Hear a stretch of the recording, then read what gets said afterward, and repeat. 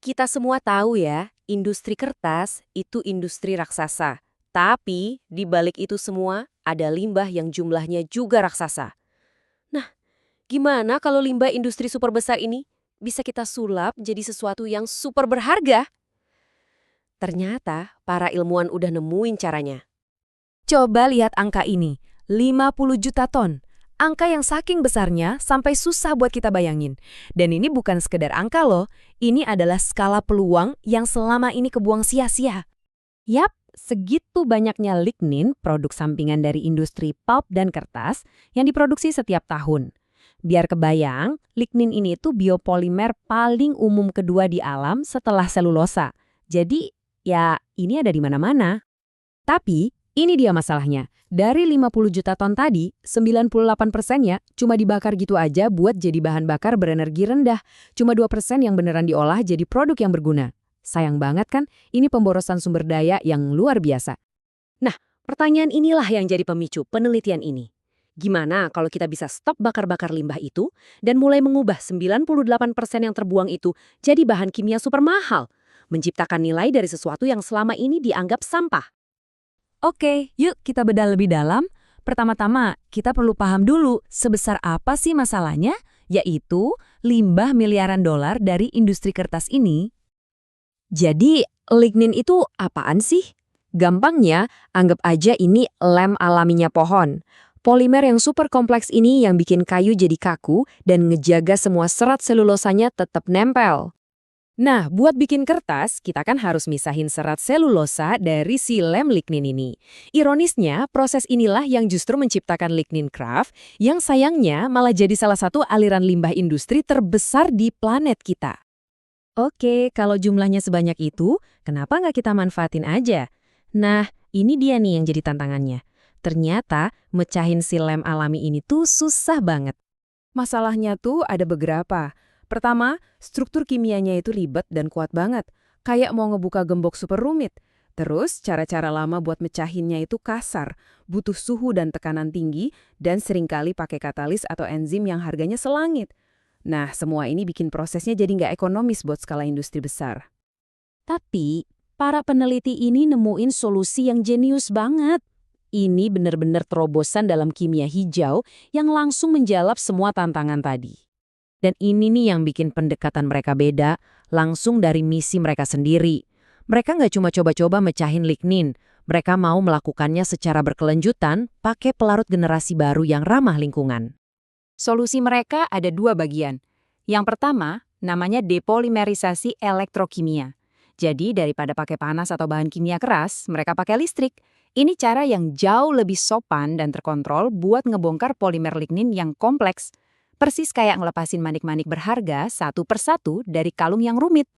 Nah, komponen kunci yang kedua adalah pelarut eutektik dalam atau kita sebut aja DES. Anggap aja ini kunci yang bisa membuka gembok lignin tadi. Pelarut hijau yang luar biasa ini bisa terurai secara hayati, nggak beracun, dan yang paling penting, jago banget buat ngelarutin lignin. Tanpa pelarut ini, listriknya nggak bakal bisa bekerja seefektif itu. Oke, jadi para ilmuwan ini punya dua senjata andalan, listrik buat mecahin lignin dan pelarut hijau buat ngelarutinnya. Sekarang waktunya buat ngetes kombinasi maut ini. Jadi gini cara mereka ngelakuinnya.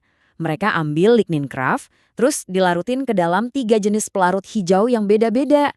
Abis itu, distrum pakai listrik dan prosesnya diulang-ulang sampai 100 kali. Setelah setiap percobaan, mereka analisis hasilnya dengan teliti, buat lihat bahan kimia berharga apa aja sih yang berhasil mereka buka.